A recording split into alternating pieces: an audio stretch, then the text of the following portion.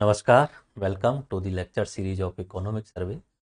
Economic survey की lecture series में आज हम चैप्टर 6 यानी सेवा क्षेत्र सर्विस सेक्टर पढ़ने वाले हैं। इकोनॉमिक्स के अंतर्गत इसे हम टर्सरी सेक्टर के नाम से जानते हैं, तृतीयक क्षेत्र के नाम से जानते हैं। और सेवा क्षेत्र में कोई नया उत्पाद नहीं बनता है, सिर्फ सेवाएं दी जाती हैं। सेवाएं दी जाती हैं इन द सेंस कि कोई नया उत्पाद आपको दिखेगा नहीं बनता हुआ। लाइक हम टीचिंग अगर करा रहे हैं तो वो भी एक सेवा के रूप में आपको प्रदान की जा रही है। कोई डॉक्टर अगर आपको देख रहा है तो वो भी आपको सेवा के रूप में। अगर आप मोबाइल अगर यूज कर रहे हैं और कॉलिंग यूज की जा रही है, टेलीकम्युनिकेशन अगर यूज किया जा रहा है, तो वो भी सेवा क्षेत्र में आता है। और सबसे इम्पोर्टेंट आता है अपना आईटी सेक्टर, जिसका सबसे ज़्यादा योगदान होता है इस सेवा क्षेत्र में। इंफॉर्मेशन टेक्नोलॉजी का जो सेक्टर है, तो वो एक सेवा क्षेत्र का हिस्सा होता है। आज इस चैप्टर 6 के अंतर्गत सेवा क्षेत्र पढ़ने वाले हैं। इकोनॉमिक सर्वे में जैसा दिया है सीक्वेंस वाइज वैसा ही चलेंगे। सबसे पहले हम ये देखेंगे कि राजस्थान की सेवा क्षेत्र का ओवरव्यू डाटा देख लेते हैं। सबसे पहले सिर्फ और सिर्फ डाटा, वो तो शुरू से ही चल रहा है कि जीडीपी में कितना हिस्सा है, कितना परसेंटेज ग्रोथ रहा है, इसके सब सेक्टर क्या है, ये हम देखेंगे। हमारे सेवा क्षेत्र के अलावा सेवा क्षेत्र में पर्यटन भी शामिल होता है। पर्यटन जो होता है, होटल मैनेजमेंट हो या लोगों के लिए खाने पीने की सुविधाएं जो हो, तो ये सब अपने यहाँ जो है सेवा क्षेत्र के अंतर्गत आता है। तो हम राजस्थान में पर्यटन वाला टॉपिक भी अपने सेवा क्षेत्र के अंतर्गत कवर करते हैं। वित्तीय सेवाएं और बैंकिंग भी सेवा क्षेत्र के अंतर्गत आता है। अगर आप बैंक में बैंक में पैसा जमा कराते हो, बैंक में अपना खाता खुलवाते हो, बैंक से आप लोन लेते हो, तो ये सब सिर्फ और सिर्फ सेवाएं। वहां पे कोई नया उत्पाद नहीं बनता है, सिर्फ सेवाएं दी जाती हैं। तो वित्तीय सेवा और बैंकिंग भी जो है वो अपना सेवा क्षेत्र में आता है। फिर वित्तीय क्षेत्र के लिए बहुत सारी सरकार के द्वारा योजनाएं चलाई गई, जो अपने उद्योग धंधों के विकास के लिए शामिल हों, भले ही या लोगों के लिए ऋण देने की योजना हो। उसके अलावा कुछ सामाजिक कल्याण की योजना हो, वो वित्तीय योजनाएं जो चलाई गई हैं वो हम यहाँ पे देख लेंगे। मैंने कुछ एक्स्ट्रा योजनाओं को भी साथ में लिखा हुआ है, बाकी जो इकोनॉमिक सर्वे में है वो सब शामिल हैं। तो वित्तीय योजनाएं व अन्य सामाजिक योजनाएं। उसके बाद में सबसे इंपॉर्टेंट होता है आईटी, इंफॉर्मेशन टेक्नोलॉजी। मैंने बताया ये सेवा क्षेत्र का हिस्सा होता है। ठीक है। आईटी के बाद में अपना राजस्थान सरकार के द्वारा राजस्थान का एक जन आधार योजना शुरू की गई, या राजस्थान का जन आधार शुरू किया गया था। जैसे ऑल इंडिया का आधार होता है, ऐसे ही राजस्थान का भी जो है वो जन आधार बनाया जाने लगा। पुराने टाइम पे उसे भामाशाह कार्ड बोलते थे, बाद में उसे जन आधार कार्ड बना दिया गया। तो ये जन आधार सभी योजनाओं के लिए इंपॉर्टेंट होता है, डीबीटी फॉर्म के लिए। उसके अलावा साइंस एंड टेक्नोलॉजी, उसके अलावा एक राजस्थान फाउंडेशन करके एक संस्था है, उसके बारे में भी लिखा हुआ है इकोनॉमिक सर्वे के चैप्टर नंबर 6 के अंतर्गत। ये राजस्थान फाउंडेशन जो है भारत से बाहर रहने वाले अप्रवासी भारतीयों को कनेक्ट करती है, उनको जोड़ती है राजस्थान से, और उनको राजस्थान में निवेश करने के लिए आकर्षित भी करती है। उसके अलावा अपने कुछ विभाग हैं जो कि नॉर्मली सेवा क्षेत्र के ही हैं। संस्कृति विभाग, पुरातत्व विभाग, देवस्थान विभाग, योजना विभाग और मूल्यांकन विभाग, एक जगह पे मैंने इनको डाला हुआ है। ये सब इकोनॉमिक सर्वे में लिखे हुए हैं। तो क्या क्या हम देखने वाले हैं, सबसे पहले ओवरव्यू देखेंगे, देन सेवा क्षेत्र का एक बहुत बड़ा हिस्सा पर्यटन का, देन उसके बाद में सेवा क्षेत्र का एक हिस्सा बैंकिंग वाला, फिर बैंकिंग से रिलेटेड सारी योजनाएं, देन इंफॉर्मेशन टेक्नोलॉजी, फिर इंफॉर्मेशन टेक्नोलॉजी से जुड़ा हुआ ही एक आप मान सकते हो राजस्थान जन आधार। राजस्थान में लोगों को सेवाएं सुलभ पहुंचाने के लिए जो है वो जन आधार पहुंचाया गया, बनाया गया था। उसके अलावा साइंस एंड टेक्नोलॉजी, ये भी सेवा क्षेत्र में आता है। और प्रमुख विभाग है, ये हम सीक्वेंस वाइज देखने वाले हैं। सेवा क्षेत्र आपको समझ में आ गया, कोई नया उत्पाद नहीं बनता है उसके अंतर्गत, और उसमें जो है सर्विस दी जाती है आपके लिए। ठीक है। अब सेवा क्षेत्र की परिभाषा मैंने यहाँ लिखी हुई है, सेवाओं का उत्पादन और आपूर्ति। सेवाएं दी जा रही हैं और दिखती नहीं है ये उत्पादन में। अगर मैं आपको टीचिंग करा रहा हूँ तो आपके पास में नॉलेज जो है वो दी जा रही है। अगर आप कॉलिंग कर रहे हैं तो आप वो सर्विस को यूज कर रहे हैं जो इंफ्रास्ट्रक्चर पहले से बना हुआ है। आप अगर डॉक्टर के पास में जा रहे हैं तो डॉक्टर से आप सलाह ले रहे हैं, परामर्श ले रहे हैं, और नई दवाइयां लेकर के आ रहे हैं, लेकिन नया उत्पाद नहीं बन रहा है कुछ भी। दवाइयां बनाना मैन्युफैक्चरिंग का हिस्सा है, दवाइयों को बनाना वो सेकेंडरी सेक्टर का हिस्सा होता है, लेकिन डॉक्टर से सलाह लेना और डॉक्टर से सलाह के बाद में दवाइयाँ लेना वो सेवा क्षेत्र का हिस्सा होता है। उसके अलावा अगर आप बैंक में खाता बना रहे हो, अपना बैंक में अपना पैसा जमा करा रहे हो, तो वो भी सर्विस है, वहां पे कोई नया उत्पाद नहीं बन रहा है। ओके। और इंफॉर्मेशन टेक्नोलॉजी, वेबसाइट बनाना या एप्लीकेशन बनाना, ये सब सेवा क्षेत्र के अंतर्गत आता है। और इम्पोर्टेंटली पर्यटन सेक्टर भी सेवा क्षेत्र में आता है। तो यहाँ पे अच्छी बात यह है कि इसमें उच्च दत्ता और सरल सेवाएं होती हैं। ऐसे सेवा क्षेत्र को हम व्हाइट कॉलर जॉब भी बोलते हैं। एक तरीके से बैठे हुए लोग नॉर्मली, और बिल्कुल कोई गंदा होने का काम नहीं होता। उद्योगों में काम करते हैं वो लोग गंदे होते हैं नॉर्मली, गंदा इन द सेंस कि वहां पे आपको डस्ट मिल जाएगी, तो उनके कपड़े गंदे होते हैं। ओके। या प्राइमरी सेक्टर में काम करते हैं तो वहां पे भी जो है वो खेती करते हैं तो उनके कपड़े गंदे हो जाते हैं, ठीक है। उद्योगों में काम करने वालों के भी कपड़े गंदे हो जाते हैं, बट सेवा क्षेत्र वाला जो आदमी होता है वो बैठ के काम करता है, एक तरीके से वो सर्विस प्रोवाइड कराता है, तो इसलिए इस सेवा क्षेत्र को हम वाइट कॉलर जॉब भी बोलते हैं। सीधे सीधे बिल्कुल क्लीन एंड नीट रहते हैं, ठीक है। इसमें उच्च दक्षता होती है और इसके अंतर्गत व्यापार, होटल, जलपान गृह, परिवहन, वित्तीय सेवाएं आदि शामिल होती हैं, ठीक है। इसमें सेवाओं का उत्पादन, और सेवाओं का उत्पादन दिखता नहीं है, सेवाएं एक तरीके से सर्विस प्रोवाइड की जाती है डायरेक्टली, जो सलाह हो सकती है, या कोई व्यक्ति पर्यटन के लिए आया है तो उसके लिए रुकने के लिए अपना होटल्स वगैरह हो सकते हैं। आप एक जगह से दूसरी जगह जा रहे हो तो बस के द्वारा आपको सेवा दी जा रही है, नया उत्पाद नहीं बनाया जा रहा है, ओके। और सेवा क्षेत्र का हमारे राजस्थान में जीडीपी में योगदान जो है वो आपको पहले से पता है। पहले मैं आपको बता चुका हूँ, 26, 28, 45 आप याद कर चुके हो, तो 45.07% किसका है, वो सेवा क्षेत्र का है। और अगर हम इसे इस तरीके से देखें कि उसका जीएसबीए में प्रचलित मूल्यों पे क्या वैल्यू है, तो 6.44 लाख करोड़, ठीक है। एक नया टर्म जो मैंने बताया था CAGR, जो है वो एक कंप्लीट जो है पिछले 2011-12 के जो है बेस के आधार पे जो है वो एक ओवरऑल एवरेज जो है ग्रोथ रेट जो रही है, तो ये अपनी 9.94 ये परसेंटेज की जो है वो एवरेज ग्रोथ रेट रही है। CAGR नया टर्म्स जो है इकोनॉमिक सर्वे इसी बार शुरू किया है उन्होंने, ओके। पिछले 10 साल में तो कंपाउंड एनुअल ग्रोथ रेट जो रही है वो 9.94 का जो रही है। उसके अलावा सेवा क्षेत्र की 2011 वाले मूल्यों पे क्या रहा, तो स्थिर मूल्यों पे हमारा सेवा क्षेत्र का योगदान है 3.43 लाख करोड़, ओके। सेवा क्षेत्र का कितना है प्रचलित मूल्यों पे, 6.44 लाख करोड़, ओके। आपको अगर याद हो तो राजस्थान की जीडीपी कितनी है, 15.28 लाख करोड़ जो है वो ओवरऑल जीडीपी है, उसमें से 45.7%, 45.07% जो आता है वो अपना सेवा क्षेत्र का आता है, और वो राशि कितनी है, 6.44 lakh crore, okay, got it.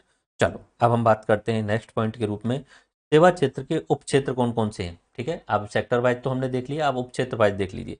उप क्षेत्र में अगर हम बात करें तो सबसे ज्यादा रोल है अपना पर्यटन का, ठीक है, जिसके अंतर्गत व्यापार, होटल, जलपान गृह, यानी पर्यटन वाला हिस्सा जो है, होटल होना, जलपान गृह होना, और उनके लिए परिवहन सुविधाएं करवाना, ये सब किसके हिस्से में आ रहा है, पहले वाले में। और इसका हिस्सा कितना हुआ, 28%। तो अगर आपसे पूछे कि सेवा क्षेत्र का सबसे अधिक हिस्सा कौन सा पार्ट ले रहा है, तो वो अपना पर्यटन वाला हिस्सा, जिसमें व्यापार, होटल और जलपान गृह। इवन एक व्यापार इन द सेंस कि अगर कोई रिटेल वाला दुकान दुकान खोल के बैठा है तो वो भी सेवा दे रहा है, याद रखना। अगर आप कोई पड़ोस की दुकान में से या डीमार्ट में अगर आप जाते हैं तो वहां से आप जो है वो सामान लेकर के आते हैं, तो डीमार्ट सर्विस प्रोवाइडर है, डीमार्ट उत्पादक नहीं है, डीमार्ट मैन्युफैक्चरर नहीं है। डीमार्ट जो है वो सर्विस प्रदान कर रहा है, वो एक जगह से वस्तु आई है, एक दूसरी जगह रख दी और आपको प्रदान की जा रही है, नया उत्पाद नहीं बना रहा है। नया उत्पाद तो कंपनी बना रही है जिसने पहले वो उत्पाद बनाए।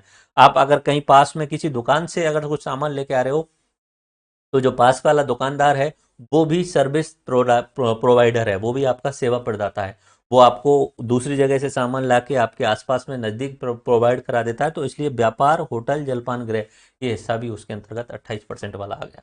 उसके बाद में स्थावर संपदा और पेशेवर सेवाएं जो दी जाती हैं, वो अपनी 23.59% का है, ठीक है। इसके अंतर्गत बहुत सारी चीज़ें शामिल हो सकती हैं, टीचिंग वाला हिस्सा भी, डॉक्टरी वाला हिस्सा भी, ये सब इसके अंतर्गत शामिल हो जाएगा, ओके। उसके बाद में अन्य सेवाएं हैं 20% के आसपास में, और परिवहन, भंडार और संचार जो अपना ट्रांसपोर्टेशन वाला सिस्टम है वो करीब करीब 10.92% लेके चलता है, यानी 11%।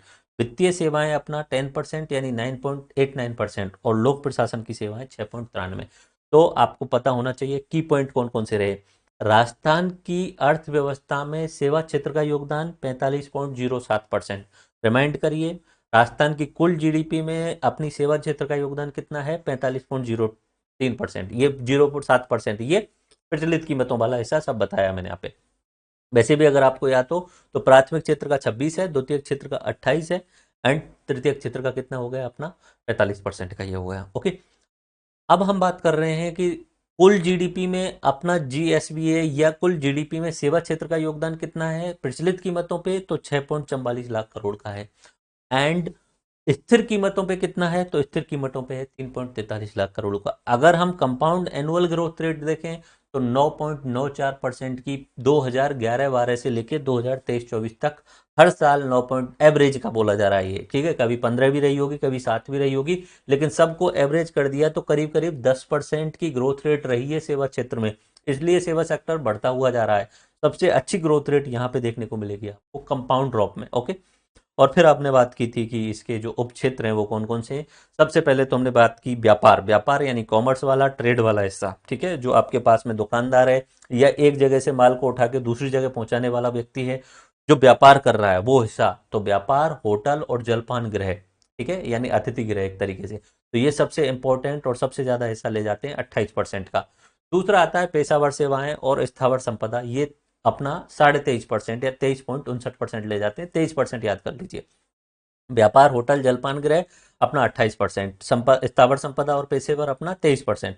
उसके अलावा तीसरे नंबर पे अन्य सेवाएं आ जाती हैं, जिन्हें हम बहुत सारी रैंडम सेवाएं होंगी जिन्हें यहाँ पे संभाल नहीं पाएंगे, तो अन्य सेवाएं 20% आती हैं। उसके अलावा अपना नंबरिंग सिस्टम में आ रहा है परिवहन, भंडार और संचार वाला हिस्सा 10.92% का आ रहा है। वित्तीय सेवाएं ऑलमोस्ट 10% और लोक प्रशासन की सेवाएं 6.93%। सेवा क्षेत्र के प्रमुख घटक ये मैंने आपको बताई दिए और यही पढ़ने वाले हैं हम एक्चुअली में। हम सबसे पहले पर्यटन देखेंगे, फिर वित्तीय सेवाएं देखेंगे, फिर आईटी देखेंगे, फिर विज्ञान प्रौद्योगिकी देखेंगे। सीक्वेंस यही रहने वाला है। चलो सबसे पहले हम देखते हैं राजस्थान में पर्यटन का परिदृश्य। ठीक है, पर्यटन ये रोजगार देता है, राजस्व में सृजन करवाता है। पर्यटन बहुत इंपॉर्टेंट है। पर्यटन से आपके राज्य की अन्य राज्यों में अच्छी छवि बनती है और जितने लोग आते हैं तो पर्यटन लेकर के आते हैं, पर्यटक जो आते हैं वो पैसा भी देते हैं और यहाँ पे लोगों को रोजगार भी मिलता है। तो पर्यटन का जो वो है योगदान रोजगार और राजस्व सृजन में हो गया, ओके। अब डाटा देखिए, इन्होंने डाटा इकोनॉमिक सर्वे का जो दिया है 2023 वाला, उन्होंने बोला है कुल मिला के 1807 लाख पर्यटक यहाँ पे आए, ठीक है। कितना? 1807 लाख पर्यटक यहाँ पे आए, ओके। और जिसमें से 1790 लाख पर्यटक देसी थे और 17 लाख पर्यटक विदेशी थे, ओके। 17 लाख विदेशी थे, विदेशी नाम मात्र आ पाए और अपने देशी तो बहुत सारे आए हुए हैं। तो डाटा कितना है? कुल मिला के 1807 लाख पर्यटक हमारे राजस्थान में आए 2023-24 में, जिसमें से 1790 लाख पर्यटक हमारे देश के थे और 17 लाख विदेशी थे, ओके। पर्यटन को उद्योग का दर्जा दिया गया था 2002 में, ठीक है। 2022 में एक्चुअली में पर्यटन के लिए पहले भी 1889 में उद्योग का दर्जा दे दिया गया था, लेकिन पूर्ण उद्योग का दर्जा नहीं दिया गया था। 2022 में उसे पूर्ण उद्योग का दर्जा दे दिया गया पर्यटन को, ओके। तो पर्यटन में क्या शामिल हो गया? पर्यटन में इससे फायदा क्या हो गया? पर्यटन और जो आतिथ्य सेवाएं हैं उनको उद्योगों के समान जो है वो परिलाभ दिए जाने लगे, ओके। और 2023-24 में 342 पर्यटन इकाइयों को पात्रता भी दी गई उद्योगों वाली, ठीक है। अब पर्यटन को प्रॉपरली उद्योग माना गया। 1898 में पहले उसे जो है वो आंशिक उद्योग का दर्जा दे दिया गया था। अब पर्यटन क्षेत्र में ये प्रमुख उपलब्धियां चल रही हैं। पहला तो पर्यटन को हमने क्या दे दिया? उद्योग का पूर्ण उद्योग का दर्जा दे दिया। कब दे दिया? 2022 में। फायदा क्या होगा इससे? पर्यटन और हॉस्पिटलिटी को जो है वो उद्योग के समान लाभ मिलने लग जाएंगे। डाटा क्या है? 2023-24 में जो है वो 342 पर्यटन इकाइयों को पात्रता प्रमाण पत्र दे दी गई। इसके अलावा पर्यटन को बढ़ाने के लिए और क्या काम किए जा रहे हैं? फिल्म पर्यटन प्रोत्साहन के लिए राजस्थान में राजस्थान फिल्म पर्यटन प्रोत्साहन नीति लेकर के आए 2022 में, ठीक है। इस फिल्म पर्यटन प्रोत्साहन नीति में कोई अगर यहाँ पे आके फिल्म बनाना चाहते हैं तो उनके लिए 1 करोड़ तक की जो है वो सब्सिडी दी जाती थी, ठीक है। उसके अलावा यहाँ पे 6 फिल्म शूटेबिलिटी सर्टिफिकेट जारी किए जा चुके हैं अब तक और फिल्मों की शूटिंग आसान बनाई जा रही है फिल्म पर्यटन प्रोत्साहन नीति 2022 के द्वारा, ओके। और उसके अलावा पर्यटन का प्रचार प्रसार करने के लिए हमारी राजस्थान सरकार ने पिछले साल 2023 में 4 अगस्त के दिन जयपुर में दो मास्टर विज्ञापन लॉन्च किए। अगर आप यूट्यूब पे सर्च करोगे तो दोनों के दोनों मिल जाएंगे आपको। एक मास्टर विज्ञापन है, 3-4 मिनट की वीडियोज हैं ये, राजस्थान लगे कुछ अपना सा, और एक है रोमांस ऑफ राजस्थान, ठीक है। तो दो प्रचार प्रसार। अब ऑब्जेक्टिव टाइप पूछ लिए जाए कि बताइए रोमांस ऑफ राजस्थान क्या है, तो रोमांस ऑफ राजस्थान जो है वो राजस्थान के पर्यटन विभाग के द्वारा 2023 में 4 अगस्त को जो है वो एक विज्ञापन लॉन्च किया गया, उसका नाम है रोमांस ऑफ राजस्थान। दूसरा पर्यटन का जो अपना जो प्रचार विज्ञापन शुरू किया गया था वो था राजस्थान लगे कुछ अपना सा। ठीक है, तो ये क्या चल रही है, पर्यटन को बढ़ाने वाली गतिविधियां चल रही हैं। पहले उद्योगों का दर्जा दे दो, फिर फिल्मों को यहाँ पे, आप फिल्में यहाँ पे आएंगी तो निश्चित सी बात है पर्यटन बढ़ेगा, क्योंकि फिल्म बनाने वाले लोग आएंगे। और फिर फिल्म जो है वो ऑल ओवर वर्ल्ड में फेमस होगी, तो फिर वो राजस्थान की अच्छी छवि बनेगी। जैसे पंजाब की मूवीज बहुत सारी ऑल ओवर वर्ल्ड में लोग देखते हैं, तो फिर उससे जो है वो छवि अच्छी बनती है उस चीज़ की। तो राजस्थान में फिल्म प्रोत्साहन के लिए नीति 2022 में आ गई थी। ठीक है, उसके बाद में प्रचार प्रसार करने के लिए और क्या किया, दो विज्ञापन लॉन्च कर दिए, राजस्थान लगे कुछ अपना सा, रोमांस ऑफ राजस्थान। उसके अलावा हमारे यहाँ पे पर्यटन को बढ़ावा देने के लिए संस्कृति कार्यक्रम और मेले उत्सव किए गए। करीब करीब 70 से अधिक पर्यटन विभाग के द्वारा जो है वो कार्यक्रम और मेले आयोजन किए गए थे। उसके अलावा यहाँ पे धार्मिक पर्यटन की भी शुरुआत की गई है। राजस्थान में सांवलिया सेठ मंदिर जो है उस पे लेजर वाटर शो का लोकार्पण किया गया था, प्रधानमंत्री जी के द्वारा वर्चुअली रूप से किया गया था। तो ये जो है वो पर्यटन क्षेत्र के लिए प्रमुख उपलब्धियां पिछले साल की रही हैं इकोनॉमिक सर्वे के अकॉर्डिंग। क्या क्या रही हैं या क्या क्या प्रयास किए गए, ये देखिए। उद्योगों को बढ़ाना है तो आप पहले उद्योगों को अपने पर्यटन को बढ़ाना है तो आप उसे उद्योग का दर्जा दे दो, पूर्ण उद्योग का दर्जा दे दो, ताकि उसको उद्योगों के समान परिलाभ मिल सके। उसके अलावा फिल्म को प्रमोट करिए, या फिल्मों को बढ़ाने के लिए, फिल्मों को राजस्थान में शूट करवाने के लिए कोई नीति बना दो। तो राजस्थान फिल्म प्रोत्साहन पर्यटन प्रोत्साहन नीति 2022 बना दी गई। उसके अलावा अपने राजस्थान में प्रचार प्रसार के लिए कुछ विज्ञापन बना दो, तो राजस्थान लगे कुछ अपना सा, रोमांस ऑफ राजस्थान वाला प्रचार बना दिया। उसके अलावा मेले का आयोजन करवाओ, 70 से अधिक मेले आयोजन करवाए गए। धार्मिक पर्यटन सांवलिया सेट में लेजर वाटर शो करवाओ। ठीक है, तो ये जो चीजें हैं वो हमारे यहाँ पे पर्यटन की महत्वपूर्ण उपलब्धियां हैं। अब इसमें क्या लिखा हुआ है, अंतर्राष्ट्रीय व घरेलू पर्यटन को बढ़ावा देने के लिए, ये काफी इंपॉर्टेंट है, ये काफी इंपॉर्टेंट पॉइंट है, ये आपको देखना होगा। 1 सेकेंड के लिए, let me show you.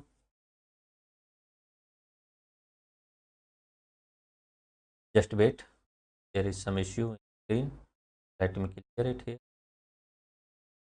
Will be cover in 1 second. Okay, हाँ, अभी हम बात कर रहे हैं कि पर्यटन को बढ़ावा देने के लिए और क्या काम किया गया।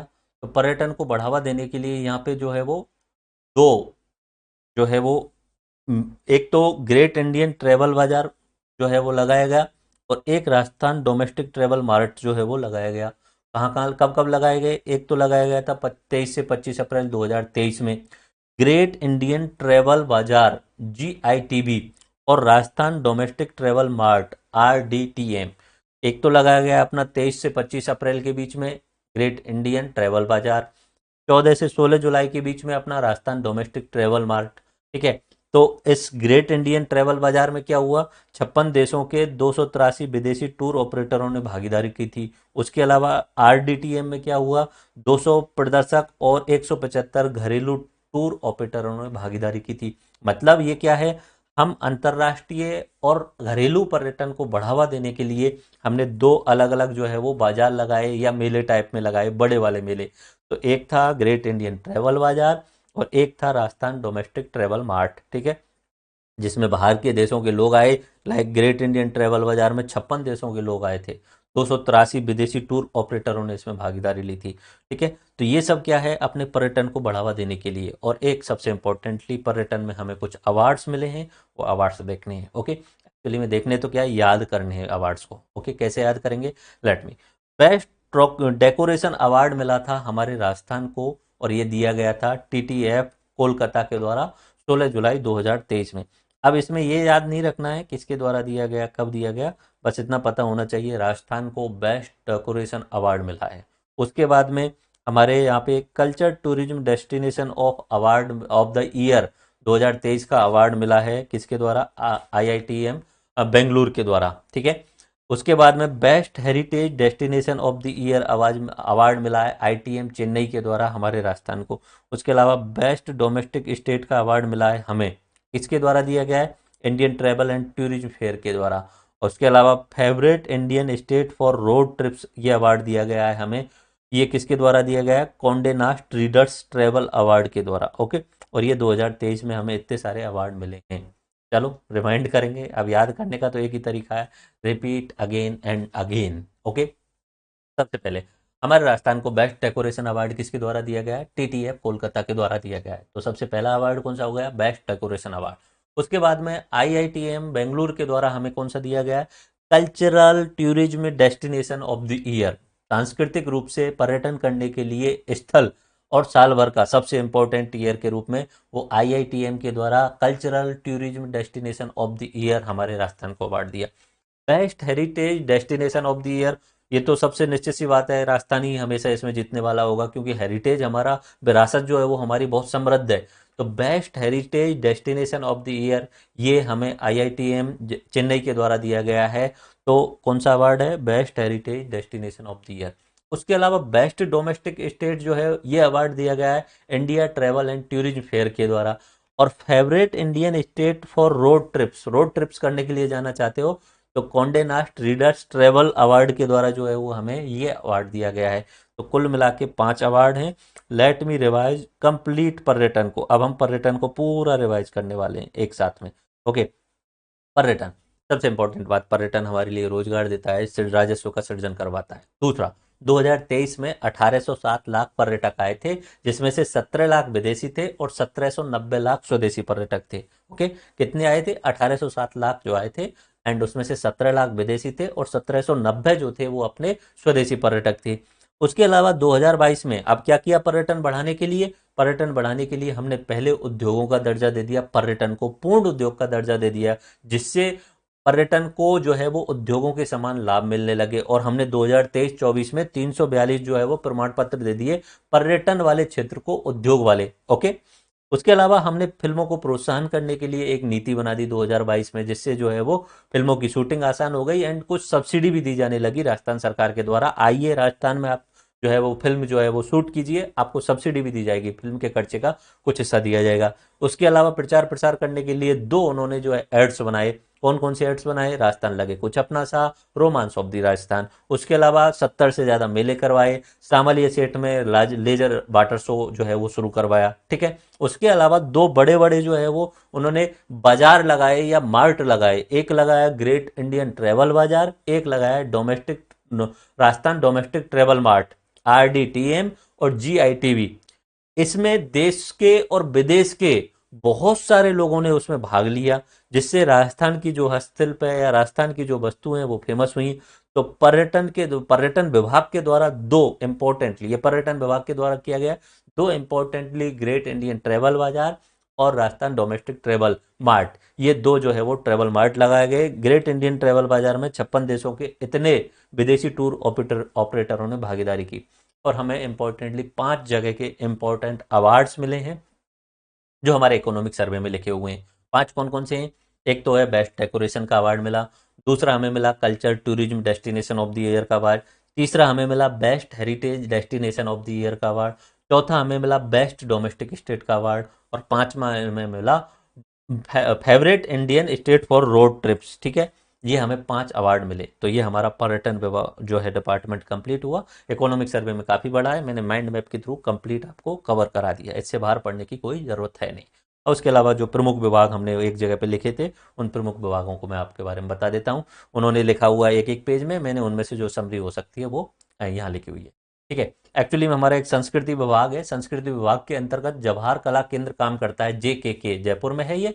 तो संस्कृति विभाग के अंतर्गत सबसे प्रमुख जो है वो केंद्र कौन सा है, जवाहर कला केंद्र है। और जवाहर कला केंद्र क्या करता है, ये राष्ट्रीय और अंतर्राष्ट्रीय स्तर पर कला और संस्कृति में उत्कृष्टता लाने का काम करता है, हमारे राजस्थान की कला को जो है वो उत्कर्ष बनाने का काम करता है जवाहर कला केंद्र। आप कभी जाएंगे जवाहर कला केंद्र में तो वहां पे बहुत सारे नाटकों का, बहुत सारे उपन्यासों का एक तरीके से मंचन होता रहता है कंटिन्यूसली। तो यहाँ पे प्रदर्शनियां होती हैं, नाटक होते हैं, संवाद श्रृंखलाएं होती हैं, कहानी सुनाई जाती हैं और कार्यशालाएं होती हैं। कहाँ होती है, जवाहर कला केंद्र में। किस विभाग के अंतर्गत आता है, ये आता है अपना संस्कृति विभाग के अंतर्गत आता है। ओके, पिछले साल इतने रुपए खर्च किए, नॉट इम्पोर्टेंट। ओके, कितना खर्च किया, नॉट दैट मच इम्पोर्टेंट। तो बस इतना पता होना चाहिए जवाहर कला केंद्र कहाँ पे है। जवाहर कला केंद्र अपने राजस्थान में जयपुर में है। एंड इसका काम क्या है, हमारी राजस्थान की कला और संस्कृति को उत्कर्ष बनाने का काम करना, उसे उत्कर्षता की ओर ले जाना। एक तरीके से ये उत्कर्षता केंद्र है हमारे राजस्थान की कला और संस्कृति का।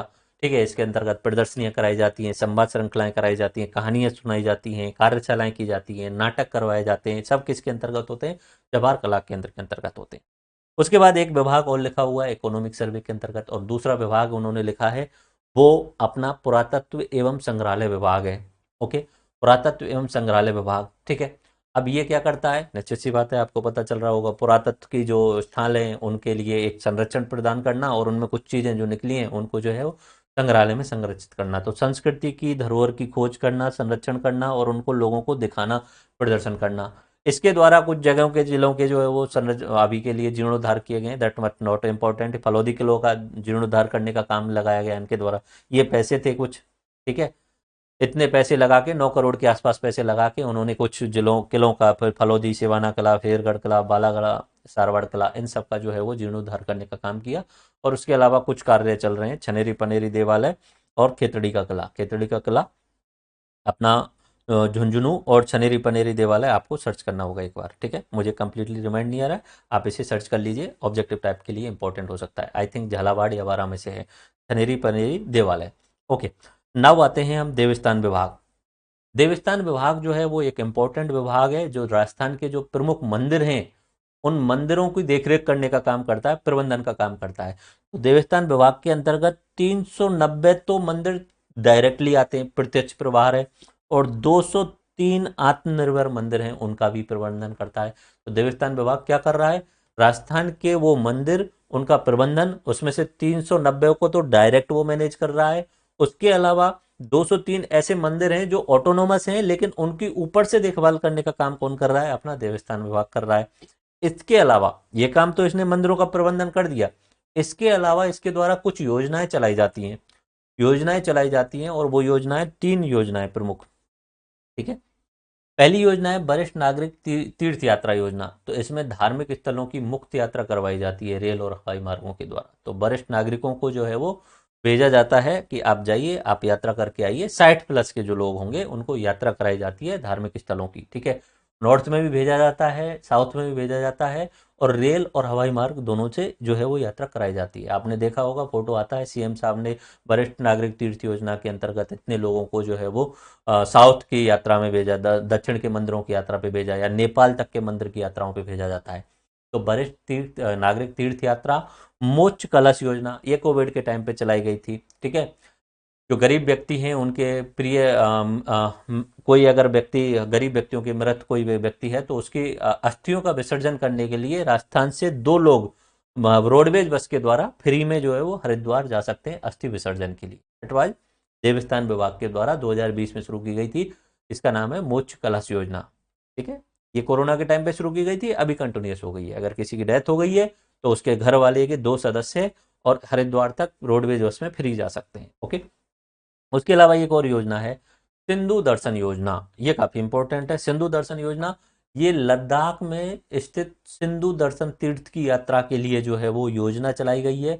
इसमें या तो वहां तक जाने के खर्चे का 50% या 10,000, जो मैक्सिमम होगा वो सरकार के द्वारा दिया जाता है। मान लीजिए अगर 20,000 खर्च हो रहे हैं तो 10,000 सरकार दे देगी, मैक्सिमम 10,000 है, उससे ज्यादा नहीं दे सकती, 11,000 नहीं देगी सरकार, ठीक है। अगर आपका खर्चा अगर 30,000 हो रहा है तो भी सरकार आपको सिर्फ और सिर्फ जो है वो 10,000 ही देगी। अगर आपका खर्चा 15,000 हो रहा है तो आपको 50% दे देगी, क्योंकि 50% में 7,500 उसके लिए मैक्सिमम दिखा रहे होंगे सरकार के लिए। ओके, तो सरकार के द्वारा, अपने देवस्थान विभाग के द्वारा जो है वो 390 प्रत्यक्ष प्रभार और 203 आत्मनिर्भर मंदिरों का प्रबंधन किया जाता है। 3 योजनाएं, वरिष्ठ नागरिक तीर्थ योजना, मोक्ष कलश योजना, सिंधु दर्शन योजना, 3 योजना। इतना पैसा उन्होंने पिछले साल में खर्च किया, that is not much important. Okay, अब हम रिवाइज कर लेते हैं कौन कौन से विभाग हैं। अपना एक है संस्कृति विभाग, जिसके अंतर्गत जवाहर कला केंद्र है, जो कि प्रदर्शनियां करवाता है, नाटक करवाता है, संवाद श्रृंखलाएं करवाता है और कार्यशालाएं करवाता है। और ये राजस्थान की कला और संस्कृति का एक उत्कृष्टता केंद्र है। दूसरा है अपना पुरातत्व एवं संग्रहालय विभाग। ये सांस्कृतिक धरोहरों की खोज करता है, संरक्षण करता है और प्रदर्शन करवाता है, उनकी प्रदर्शनी लगाता है, और संरक्षण और जीर्णोद्धार के कार्य कंटिन्यूस करवाता रहता है। इस तरीके से उन्होंने संरक्षण और जीर्णोद्धार के कार्य करवाए हुए हैं। ओके, तो 3 विभाग हमने यहाँ पे ओवरव्यू, ठीक है। वो इकोनॉमिक सर्वे में जितना लिखा है उसके हिसाब से ही माइंड मैप बनाया हुआ है। अब हमारा आता है वित्तीय एवं बैंकिंग, वित्तीय सेवा और बैंकिंग। वित्तीय संस्थान क्या होते हैं, एक तो पहली बात तो ये आर्थिक विकास में भूमिका निभाते हैं। अब सीधी सीधी सी बात है, जो आप बैंक देखते हैं वो सब वित्तीय संस्थान के रूप में आ गए, ठीक है। अब के टाइम पे तो वित्तीय संस्थान में मोबाइल वाला सिस्टम भी आ चुका है, मोबाइल से ऑनलाइन ऋण भी दिया जा सकता है, ऑनलाइन जो है वो पैसे भी जमा किए जाते हैं। तो वित्तीय संस्थान का अभी तो आईटी सेक्टर पूरा एक तरीके से इनेबल्ड हो चुका है। तो वित्तीय संस्थान क्या करते हैं, आर्थिक विकास में मुख्य भूमिका निभाते हैं। किसी को उद्योग शुरू करना है तो निश्चित सी बात है उसको लोन चाहिएगा, तो लोन कहाँ से मिलेगा, बैंक में हो। किसी व्यक्ति के पास में अधिक पैसा है तो वो अपनी सेविंग कहाँ जमा कराएगा, बैंक में। तो इससे जमाओं को प्रोत्साहन होता है और ऋण वितरण जो है वो बैंकों के द्वारा किया जाता है। और राजस्थान सरकार द्वारा संस्थागत वित्त का भी उपयोग किया जाता है अपने विकास के लिए, राजस्थान के विकास के लिए राजस्थान सरकार भी जो है वो संस्थागत वित्त का उपयोग कर लेती है। ओके। बैंकों की भूमिका इट्स नॉर्मल, ये सीधी सी बात है, इसमें कोई पढ़ने का कोई ऑप्शन है नहीं। सीमांत वर्गों के उत्थान के लिए वित्तीय सहायता दी जाती है। इसके अलावा कौन कौन सी बैंक हैं, क्षेत्रीय ग्रामीण बैंक हैं, विदेशी बैंक हैं, निजी बैंक हैं, सार्वजनिक बैंक हैं, लघु वित्त बैंक हैं, स्मॉल फाइनेंस बैंक हैं और पेमेंट बैंक हैं। इस प्रकार की अलग अलग बैंक हैं, ये अपनी इकोनॉमी का पार्ट है। यहाँ पे उतना हम नहीं पढ़ना है। अब हमें पढ़ना है डाटा जो एग्जाम में पूछा जाएगा। एक्चुअली में इसमें से कुछ नहीं पूछा जाएगा ऊपर वाले हिस्से में, ये तो मैंने बैंकिंग की भूमिका बनाई थी। Okay, now we come on the point. Data क्या है, वित्तीय आंकड़े 2023-24 के क्या, ठीक है। इसमें 3-4 डाटा बहुत इंपॉर्टेंट हैं जो आपको याद करने पड़ेंगे और रटने पड़ेंगे, ठीक है। पहला डाटा है कि हमारे 2023-24 में राजस्थान में जो है वो जमाओं में 12.88% की ग्रोथ हुई थी, ठीक है। जमा यानी सेविंग्स जो कराई जाती है लोगों के द्वारा, बैंकों में जो पैसा जमा कराया जाता है, पिछले 2023-24 के अंतर्गत उसमें 12.88% की ग्रोथ हुई राजस्थान के अंतर्गत। और अखिल भारतीय स्तर पे कितनी ग्रोथ थी, 13.40% की, ठीक है। उसके अलावा हमारे राजस्थान में ऋण वितरण में जो है वो 19.91% की वृद्धि हुई, और भारत में कितनी थी, 18.82% की ग्रोथ हुई थी। और सबसे इंपॉर्टेंटली साख जमा अनुपात, ठीक है, अपना क्रेडिट सेविंग का जो रेशियो है, जो अपने राजस्थान में है अपना 86.66% और इंडिया में अपना 79.04%। आपको इंडिया वाला याद रहे या नहीं रहे, लेकिन आपको राजस्थान वाला डाटा याद रखना होगा। 3 है डाटा ओनली, ठीक है। तो कौन कौन से हैं, पहला है राजस्थान में जमाओं में वृद्धि 12.88% की, राजस्थान में ऋण में वृद्धि 19.91% की, और राजस्थान की साख जमा अनुपात 86.66%। बस इतना आपको 3 याद रखने पड़ेंगे, ये और ये 3 पॉइंट आपको रखना पड़ेगा। साख जमा अनुपात 86.66, ऋण में कितनी वृद्धि करी राजस्थान में, ऋण वितरण में वो 19.91% की, और जमाओं में सेविंग्स में कितनी वृद्धि हुई, 12.88% की। हमारे राजस्थान में कुल मिला के जो है वो करीब करीब 10,000 व्यक्तियों पर एक बैंक शाखा है, 9,694 लोगों पर एक बैंक शाखा है, और एक बैंक शाखा जो है वो करीब करीब 40 किलोमीटर स्क्वायर वाला क्षेत्रफल कवर करती है। एक ओवरव्यू में पता होना चाहिए कि एवरेज निकाल के बोला जा रहा है, ऑल ओवर एवरेज राजस्थान का, कि ऑल ओवर एवरेज ये है कि हमारे राजस्थान की जो 9,694 व्यक्ति होते हैं उन पे एक बैंक शाखा मिल जाएगी आपको, और एक बैंक शाखा एवरेज 40.51 वर्ग किलोमीटर क्षेत्र को कवर करेगी। Okay, you got it. उसके अलावा डिजिटल पेमेंट भुगतान के लिए क्या क्या सिस्टम चल रहा है, डिजिटल भुगतान के लिए एक नया जो सिस्टम है यूएसएसडी का, उसमें *99 पे जो है वो आप पेमेंट करने की सुविधा ले सकते हैं। उसके अलावा आधार एनेबल्ड पेमेंट का सिस्टम भी है, आधार के थ्रू अपना आप थंब लगा करके भी पेमेंट कर सकते हो। मोबाइल वॉलेट का, रुपए, डेबिट कार्ड, क्रेडिट कार्ड, ये सब सिस्टम है ही, यूपीआई वाला सिस्टम है ही।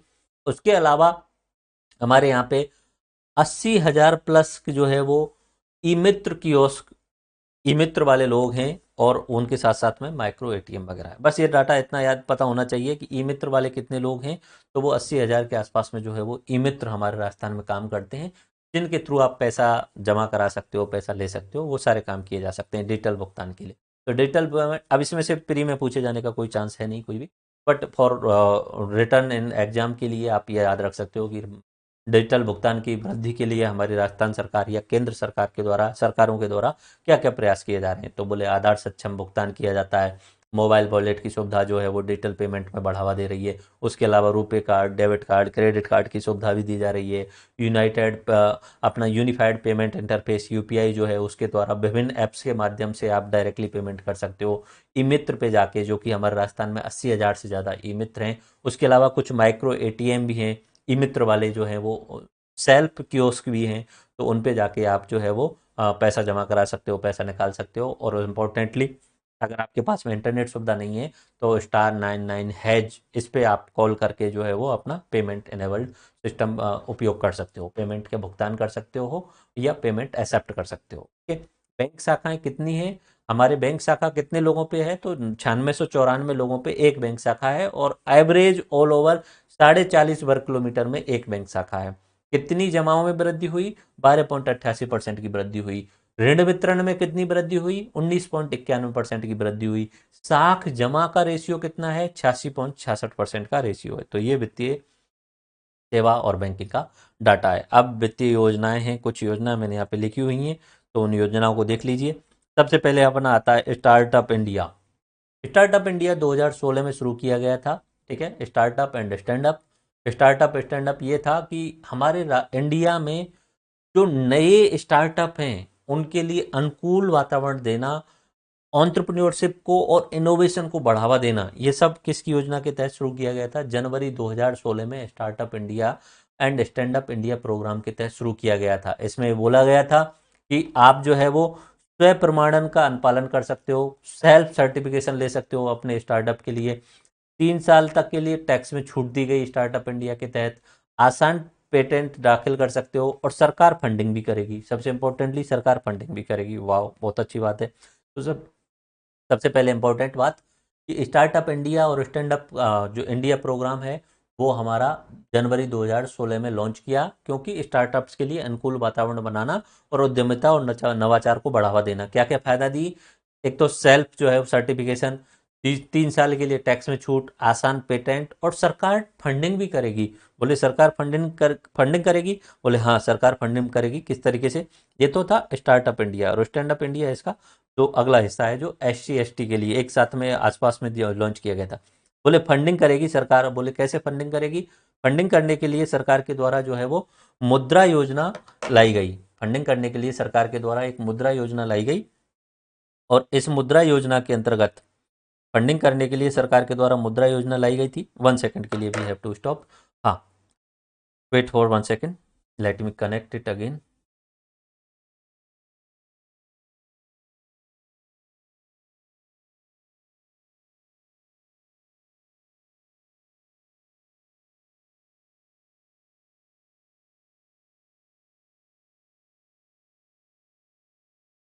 You have to wait for 1 second. Yes, now. तो पहली योजना मैंने आपको बता दी, स्टार्टअप इंडिया, जो जनवरी 2016 में शुरू की गई थी। और स्टार्टअप इंडिया के तहत जो है वो हमने देखा कि सरकार के द्वारा उद्यमिता को बढ़ावा देने पे फोकस किया जा रहा है, इनोवेशंस को बढ़ावा देने पे फोकस किया जा रहा है। एंड इसके तहत जो है वो कुछ छूट दी गई हैं सरकार के द्वारा। और छूट क्या है कि वो बोले जा रहे हैं कि 3 साल के लिए टैक्स में छूट दे देंगे, आसान पेटेंट दाखिल कर सकते हो और सरकारी फंडिंग करी जाएगी। बोले सरकारी फंडिंग कैसे की जाएगी? सरकारी फंडिंग करेंगे हम मुद्रा स्कीम के तहत। ठीक है। एक मुद्रा स्कीम लाई गई सरकार के द्वारा और मुद्रा एक तरीके से उन्होंने एक ऐसा सेटअप बनाया कि ये रीफाइनेंसिंग जो है वो बैंक बनाई गई। मुद्रा योजना के अंतर्गत सरकार पैसा जमा करा देगी मुद्रा बैंक में। ठीक है। एक बहुत ऊपर की साइड में एक मुद्रा बैंक बना दी। ठीक है। इस मुद्रा बैंक में सरकार की तरफ से पैसा जमा करा दिया जाएगा और फिर ये पैसा जो है वो रिफाइनेंस किया जाएगा दूसरी बैंकों को। ठीक है। दूसरी बैंकों को पैसा दिया जाएगा। अब वो बैंक होंगी, वो छोटे व्यवसायी, स्टार्टअप और उद्यमियों को पैसा देने का काम करेंगी। ठीक है। तो मुद्रा बैंक में से पैसा जाएगा नॉर्मल बाकी सभी बैंकों के लिए, यानी गैर कॉर्पोरेट, गैर कृषि और छोटे उद्यमों को वित्तीय सहायता देने के लिए PM मुद्रा योजना शुरू की गई, जिसमें मुद्रा बैंक के पास में एक ऊपर की साइड में रिफाइनेंसिंग बैंक बनाई गई, जो कि नीचे की साइड में जो भी बैंक है, कमर्शियल बैंक्स वगैरह, उनको रिफाइनेंस करने का काम करती है। और उन बैंकों को आगे ऋण देना होगा। और ऋण किस तरीके से देना होगा? 3 श्रेणी में देना होगा। एक शिशु ऋण जिसमें 50,000 तक का ऋण दिया जाता है, एक किशोर ऋण जिसमें 50,000 से 5 लाख तक का ऋण दिया जाएगा, और एक तरुण ऋण जिसमें 5 लाख से 10 लाख तक का ऋण दिया जाएगा। और ये सब उद्यमी, छोटे व्यवसायी और स्टार्टअप के लिए। किस योजना के तहत? ये होगा अपना PM मुद्रा योजना के तहत। ठीक है। तो इसमें 2 स्कीम हुई, एक तो हुई स्टार्टअप इंडिया स्टार्टअप इंडिया तो स्टार्टअप को बढ़ावा देने का काम करेगी, 3 साल तक के टैक्स छूट करेगी, आसान पेटेंटिंग करवाएगी और फिर बोला सरकारी फंडिंग भी करेंगी। फंडिंग करने के लिए उन्होंने क्या किया, एक नया सिस्टम बनाना पड़ा कि हम एक मुद्रा योजना लेके आते हैं जिसमें एक बड़ी मुद्रा बैंक बनाएंगे जिसमें सरकार पैसा डालेगी, फिर वो मुद्रा बैंक जो है वो नीचे की साइड में जो बैंक है उनको रिफाइनेंस करेगी और फिर नीचे वाली बैंक जो है वो 3 श्रेणियों में लोगों को अपना व्यापार सेट करने के लिए, अपना व्यवसाय सेट करने के लिए, स्टार्टअप सेट करने के लिए, अपना उद्यम सेट करने के लिए ऋण देगी। शिशु, किशोर एंड तरुण। शिशु में 50,000 तक का, किशोर में 50,000 से 5 लाख तक का एंड तरुण में 5 लाख से 10 लाख तक का ऋण दिया जाएगा। दो योजना हुई, एक हुई स्टार्टअप इंडिया, उसके बाद में हुई अपने प्रधानमंत्री मुद्रा योजना। अब एक आती है स्टैंड अप योजना। स्टैंड अप योजना जो है वो उसमें कोई खास अंतर नहीं है। स्टैंड अप योजना जो है वो अप्रैल 2016 में शुरू की गई है। जनवरी 2016 में स्टार्टअप इंडिया थी, ठीक है। अब स्टैंड अप योजना जो है वो विशेष तरीके से SC ST और महिला उद्यमियों के प्रोत्साहन के लिए शुरू की गई। भाई नॉर्मली अगर उद्योग शुरू किए जाएंगे तो जनरल के, OBC या इस तरीके से जो पहले से पैसा वाला है वो शुरू कर लेगा, लेकिन सरकार ने बोला सबका जो है वो समान जो है विकास होना चाहिए, इसलिए हम फोकस करते हैं SC ST पे और महिला उद्यमियों पे। और महिला उद्यमियों और SC ST के लिए हम 10 लाख से 1 करोड़ तक का लोन देंगे। ओके, ये कब लॉन्च की गई थी, अप्रैल 2016 में। और ये जो है वो गैर कृषि क्षेत्रों के लिए दिया जाएगा। गैर कृषि क्षेत्र में आप कोई भी स्टार्टअप शुरू कीजिए, मे बी आप निर्माण, सेवा या व्यापार क्षेत्र के लिए कोई भी स्टार्टअप शुरू कीजिए, आपको लोन दिया जाएगा। और खास बात ये बोली गई, प्रत्येक बैंक शाखा में कम से कम एक SC ST और एक महिला उद्यमी को लोन देना ही देना होगा। ये सब किस में बोला गया, स्टैंड अप इंडिया की स्टार्टअप योजना।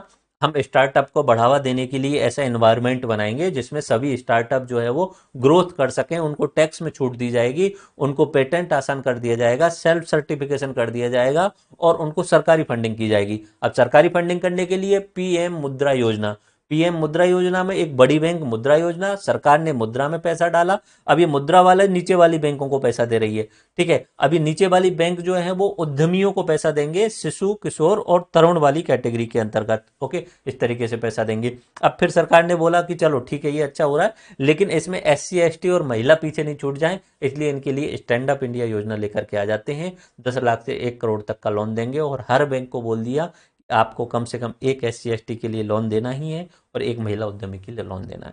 उसके बाद में अपना सबसे जो यहाँ पे उससे पहले ही हो चुका था अपना PM जन धन योजना, तो 2014 अगस्त में जब पहली बार नरेंद्र मोदी जी सरकार बनी थी, जून 2014 में, तो उसके बाद में उन्होंने सबसे पहला काम ये किया था कि लोगों के पास में खाते नहीं थे। अब तो ना ये 10 साल हो गई 2014 से, तो अब लोगों को लगता है कि सामान्य चीज़ है, बट रियलिटी ये थी कि 2014 के आसपास तक दो तीन चीज़ें बहुत बड़ी प्रॉब्लम थी हमारे इंडिया के अंदर। एक तो अपना लोगों के पास में ना संस्थागत रूप से बैंकों से नहीं जुड़े हुए थे। आपको अगर गौर रियलिटी में देखा जाए तो 2014 से पहले 10% लोगों के पास में भी बैंक खाते नहीं थे। ये रियलिटी है। 90% लोग बैंक खाते जानते ही नहीं थे कि कैसे बनाना है, जानते यूज ही नहीं करते थे बैंक खाते, 90% लोग। ठीक है, ये रियलिटी थी 2014 तक की। और उसके अलावा दूसरा जो अपना स्वच्छता भारत वाला अभियान था, जिसमें अभी तो हम जो है वो ओपन डेफिकेशन फ्री जो है हम बोलते हैं ना, खुले में शौच से मुक्ति दिलवा दी राजस्थान को, गाँव के सब लोगों के लिए शौचालय बन गए। वो भी एक बहुत बड़ा इनिशिएटिव था सरकार के द्वारा 2014 में जो यूज किया गया था। मीन्स ओवरऑल सब घरों में शौचालय बनवाना।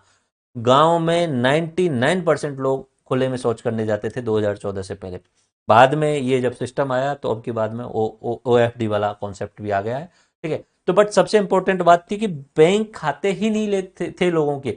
जब बैंक खाते नहीं है, संस्थागत रूप से आप बैंकों में जुड़े नहीं है, तो सरकार फायदा कैसे दे सकती है, सरकार लोन कैसे देगी। पहले अगर कोई व्यक्ति गांव का अगर ऋण लेना है ना, तो फिर वो अपने गांव के साहूकार या कोई व्यक्ति जिसके पास में पैसा है उससे बहुत महंगी ब्याज दर पे, ब्याज दर बहुत ज्यादा महंगी होती थी, 30% या 36% तक की ब्याज दर होती थी, उस पे जो है वो ऋण लेते थे।